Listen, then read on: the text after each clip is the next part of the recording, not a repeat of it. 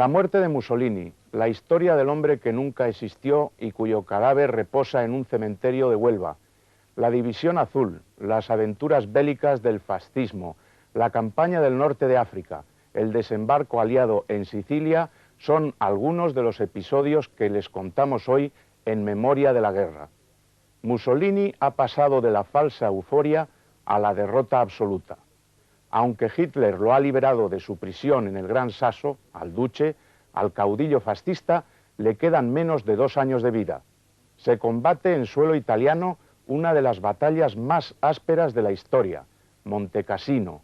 Hablamos también de la ayuda de Franco a Hitler durante la guerra, de las peripecias del mariscal Rommel hasta su derrota en el Alamein.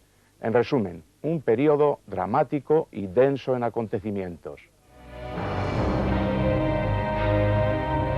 El 29 de abril de 1945, la plazuela Loreto de Milán era un hervidero de gente. Todos esperaban que sucediera algo extraordinario. Y el gran acontecimiento, un acontecimiento macabro, se produjo cuando un camión de mudanzas, conducido por partisanos, apareció junto a la gasolinera y arrojó varios cadáveres al suelo. Entre ellos estaban los cuerpos de Benito Mussolini y de su amante Clara Petacci.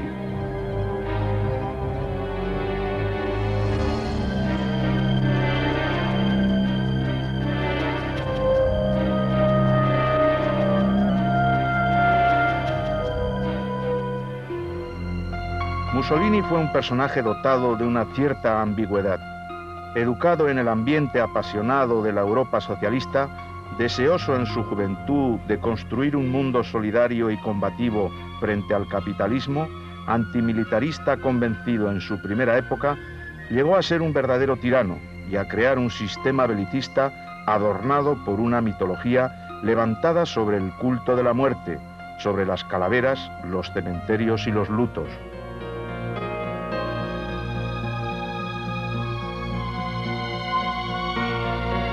Mussolini, que comenzó trabajando como periodista, se despegó pronto del socialismo, acuñó su filosofía imperialista y fundó los llamados Fascio di Combattimento. En 1921, al frente de 25.000 voluntarios, protagonizó la famosa Marcha sobre Roma y el rey Víctor Manuel III le encargó la formación de gobierno. Mussolini ha tenido un paso de agitador, efectivamente. Ha sido socialista en un primer momento. Socialista un tanto sui generis, desde luego. Es un emborrachado de poder. Es un ambicioso. Es teatral. Sabe jugar con el cuerpo. Es orador, a la manera en que se entendía la oratoria en los años 20. Sabe inflamar a las masas. Sabe dar los toques de irracionalidad precisos. Sabe llegar al hombre. Sabe llegar al corazón del hombre. Rara vez llega a la razón, sin ningún género de dudas. Sabe prometer un futuro para Italia que es evidente que no se va a cumplir en absoluto. El Duce, el caudillo, como pronto comenzó a ser llamado, creó en los años de entreguerras un discurso pacifista, muy al contrario que Hitler, y era un dirigente bien visto por los líderes de las democracias occidentales. La aventura africana, cuando se lanzó a la conquista de Abisinia con el empleo de gases y bombas incendiarias, levantó sospechas sobre sus intenciones, pero la pronta victoria de sus tropas hizo que aquello se olvidara pronto. Mussolini, desde el punto de vista político, sí ya responde más a lo que podríamos denominar el modelo del dictador en los años 20. Es nacionalista, es antiparlamentarista, no cree en la democracia. Hace un culto de la participación del Estado de forma distinta, como lo hace Hitler, sin duda. Apenas es antisemita. Recurre al tópico antisemita sencillamente un poco por mimetismo del discurso que se va a elaborar en Alemania. En suma, responde, si queremos, aunque esto me parece que es una forma bastante simple de denominar las cosas, pero puede dar imagen o puede dar idea de lo que quiero decir, responde a la perfección a lo que podemos denominar el modelo latino del dictador. Toda la admiración occidental, sin embargo, se disipó cuando el Duce acudió en ayuda del general Franco durante la Guerra Civil Española. Pero su intervención en territorio español, que él esperaba le reportase un enorme crédito militar, representó una humillante derrota. Más de 30.000 soldados italianos, al mando del general Roata, fueron puestos en desbandada por las milicias republicanas en la batalla de Guadalajara en marzo de 1937. A pesar de aquella derrota italiana, Franco tuvo en el Eje un buen aliado durante la Guerra Civil Española, y no solo por parte italiana, sino sobre todo por parte alemana.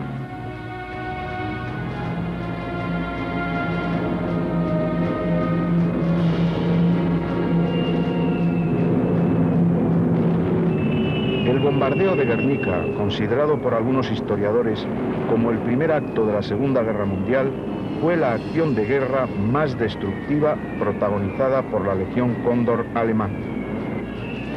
El 26 de abril de 1937, 43 aviones, de los que 15 eran italianos, bombardearon y redujeron a escombros la pequeña ciudad, alma del nacionalismo del pueblo vasco, matando a un elevado número de personas, en su gran mayoría civiles.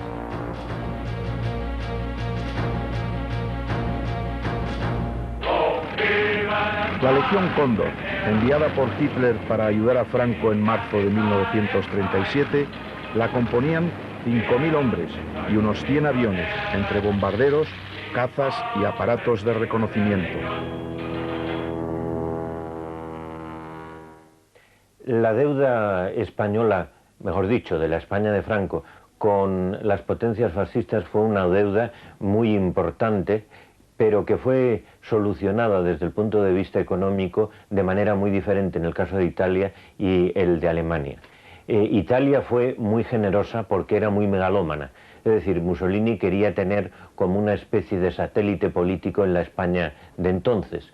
En el caso de Alemania fue totalmente diferente, porque Alemania desde un principio pensó en que la deuda le fuera pagada a contado rabioso, como decían los negociadores españoles.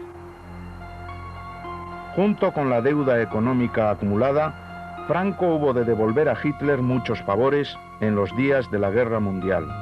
No obstante, conforme la guerra avanzaba, prestó también importantes favores a los aliados, en una política ambigua y a doble banda, sobre todo desde que cesó a Serrano Suñer como ministro de Exteriores en 1942. El gran gesto de fidelidad a la causa del Eje fue la División Azul, un cuerpo de voluntarios españoles enviados al frente ruso en 1941 para combatir junto a los ejércitos alemanes.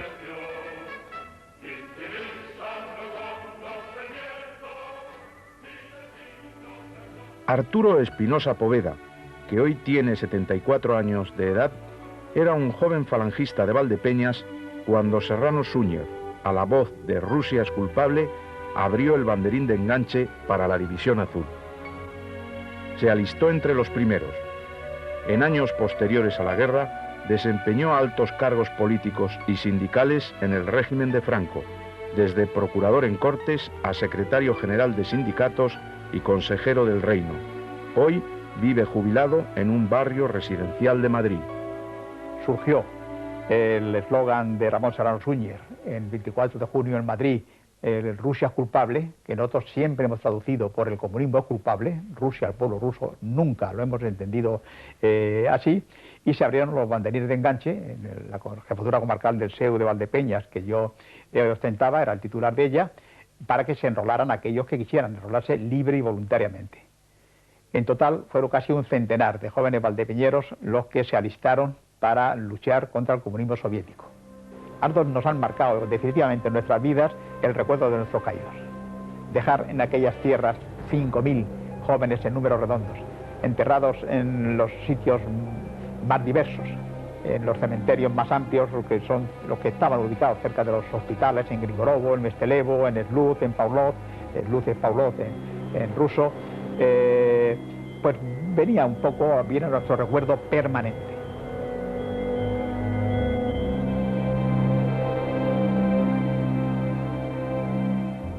Desde los primeros días de la Guerra Mundial, casi todas las acciones bélicas italianas concluían en fracasos estrepitosos. Así sucedió en Francia, donde 3 ejércitos italianos, lanzados en el sur en apoyo del avance alemán, fueron detenidos por solo 3 divisiones francesas.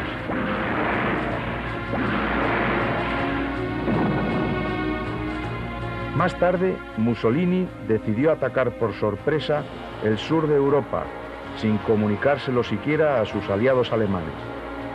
En diciembre de 1940, envió un ultimátum con 3 horas de plazo al gobierno griego y enseguida dio la orden de avanzar.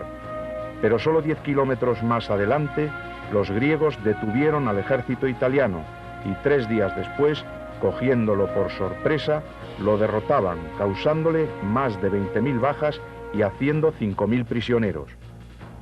Mussolini, necesitado de victorias, había decidido al mismo tiempo atacar África y lanzó sus tropas a cruzar las fronteras de Libia con Egipto, con el objetivo de conquistar en poco tiempo la capital, El Cairo. Sin embargo, tras un avance de 100 kilómetros, los ejércitos italianos volvieron a detenerse ante un enemigo invisible con el pretexto de que necesitaban refuerzos. Y mientras los generales italianos dudaban, los británicos pudieron reaccionar y atacar por sorpresa. El 10 de diciembre rompían las líneas fascistas y obligaban a sus ejércitos a retirarse a Libia.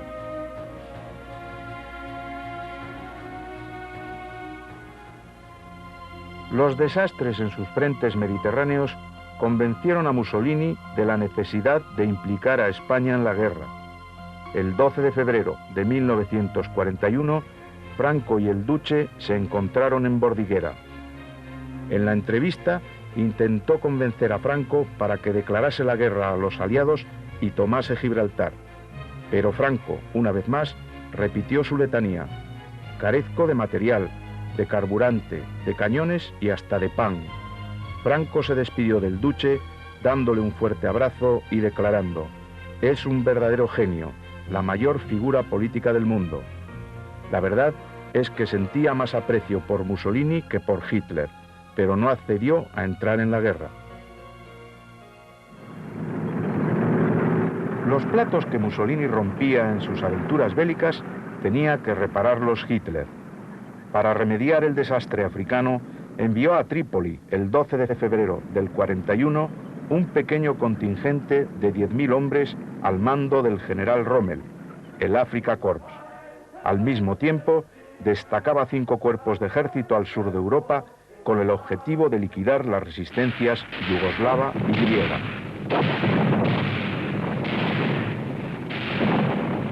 Entre abril y mayo, los éxitos alemanes se sucedieron de manera fulgurante. Rommel atacaba sin mirar hacia atrás, conquistando Bengasi, Tobruk y alcanzando la frontera egipcia. Se ganaba el apelativo de zorro del desierto. En Europa, Yugoslavia caía, anticipando la defunción de Grecia, cuyas tropas no pudieron resistir en las defensas de las Termópilas. En un nuevo Dunkerque, los ingleses consiguieron embarcar y salvar más de 40.000 soldados. Mientras tanto, los alemanes atacaban Creta, que conquistarían finalmente el 1 de junio, no sin sufrir enormes pérdidas en hombres y material. También el 21 de junio, los ingleses se rendían en Tobruk.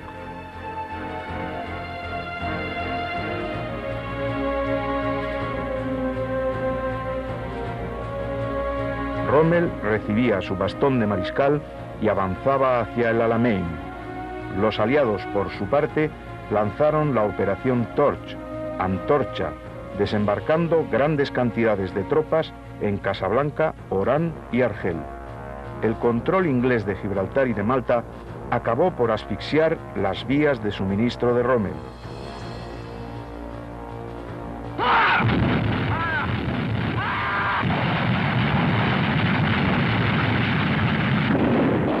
Las derrotas para el eje se sucedieron en África los meses siguientes. Rommel, detenido en el Alamein, se retiró hacia Túnez y fue definitivamente derrotado en mayo de 1943. Llegaba la hora del gran ataque aliado sobre el sur de Europa. Carlos Sentís cuenta hoy 83 años de edad. Fue uno de los pocos periodistas españoles que escribieron desde los campos de batalla sobre la Segunda Guerra Mundial. Desde territorios africanos comenzó a trabajar enseguida como corresponsal de guerra del periódico ABC de Madrid. Salvo Augusto Asía, no había ningún corresponsal español en el lado aliado que yo recuerde. Y en el año 43, a principios, un representante oficioso de Gaulle que llegó a Madrid, era diplomático, pero no tenía franquicia ni nada. Me dijo, si usted tiene un periódico o dos importantes, yo haré que le inviten a ir al cuartel general de Gaulle a Brazzaville, al Congo. Recibí la carta y me fui hacia Brazzaville, primero hacia Tánger, pasé luego a Casablanca, Brazzaville, y después de unas semanas, meses, un mes y medio, algo así, pasamos a Argel, porque ya se había establecido el cuartel general en Argel. Y entonces allí estuve hasta el desembarco. Argel era una concentración de ejércitos que estaban allí hacinados, más que nada porque se amagaba el desembarco en Europa. Se quería hacer creer a los alemanes que podían desembarcar los aliados en el sur o en el Atlántico. Y así, de esa manera, obligar a los alemanes a cubrir ambos espacios. Un desembarco en el sur de Europa necesitaba del factor sorpresa. Había que hacer creer a los alemanes que el desembarco sería en Cerdeña y no en Sicilia, el lugar elegido, y para hacerlo se creó en territorio español la historia del hombre que nunca existió. Los servicios de inteligencia británicos buscaron un cadáver, un muerto sin familiares conocidos, fallecido de pulmonía, que podía muy bien pasar por un ahogado. Se le dio un nombre falso, William Martin. Se le dotó de papeles que le acreditaban como oficial y de documentos que podían hacer pasar por un correo portador de los planes de invasión. Y el teniente Martin, bien provisto de cuanto pudiera hacer verosímil su falsa personalidad, fue introducido en el frigorífico de un submarino inglés y abandonado en las aguas del Golfo de Cádiz el 19 de abril de 1943. El hombre que nunca existió fue encontrado por un pescador gaditano y entregado a la Guardia Civil Española. Los servicios secretos de la Marina Española recibieron los importantes papeles que portaba. Los documentos llegaron a Madrid y acabaron, como esperaban los ingleses, en manos de los servicios secretos de Hitler. Y las defensas alemanas fueron repartidas en diversos puntos del sur de Italia y Grecia. El hombre que nunca existió yace aún enterrado en un cementerio de Huelva. El hombre que nunca existió es, como decía Campeador, alguien que ganó una batalla después de muerto. Bien, es un recurso espectacular, que incluso se ha llevado al cine, muy novelesco, pero esto es absolutamente normal en las técnicas de la guerra. La sorpresa es uno de los elementos fundamentales del arte militar, siempre lo ha sido. Y entonces los engaños, los señuelos, las fintas, es algo que se utiliza siempre. Por ejemplo, actualmente la aviación engaña a los radares lanzando falsos objetivos al aire. El 10 de junio, los aliados desembarcaban en Sicilia.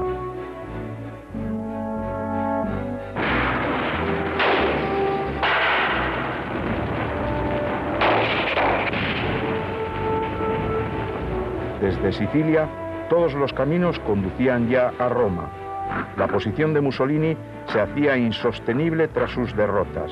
El 25 de julio, el Gran Consejo Fascista le cesaba en sus funciones y horas después era detenido por los Carabinieri. Víctor Manuel III encargaba a Badoglio la formación de nuevo gobierno.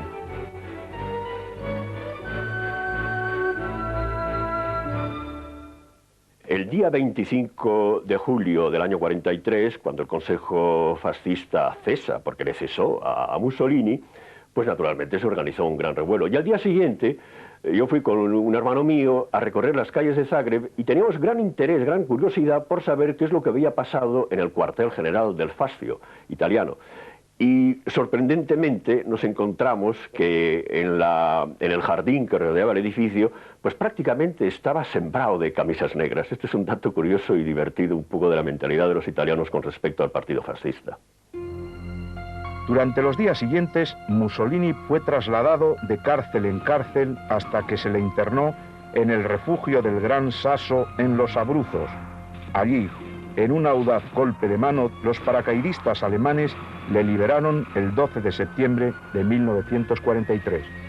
Italia capitulaba el 9 de septiembre y las condiciones de su rendición se pactaron en Lisboa y Madrid. La Italia de Badoglio, ocupada por los ejércitos alemanes, entraba otra vez en guerra, pero esta vez del lado de los aliados, sus antiguos enemigos.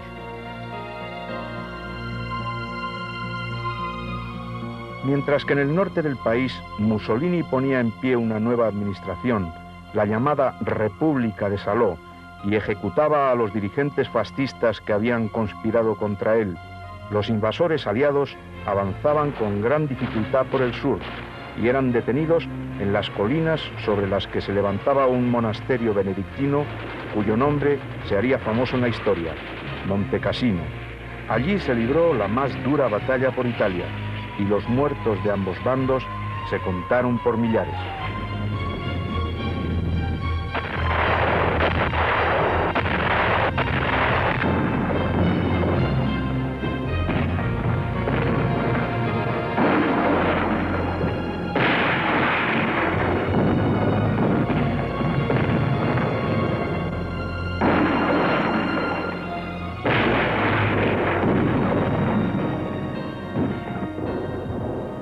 En abril de 1945, los aliados estaban en Génova y a punto de tomar Milán.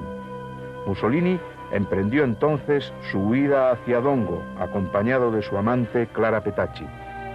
En Dongo, el día 27 de abril de 1945, el convoy era detenido por una columna de partisanos de la Brigada Garibaldi, y Mussolini y la Petacci, a pesar de su disfraz, eran reconocidos y detenidos por los guerrilleros. El duce y su amante fueron enviados al Piazzale Loreto de Milán, donde la multitud, enfurecida, pateó sus cuerpos y colgó sus cadáveres como las reses en el matadero.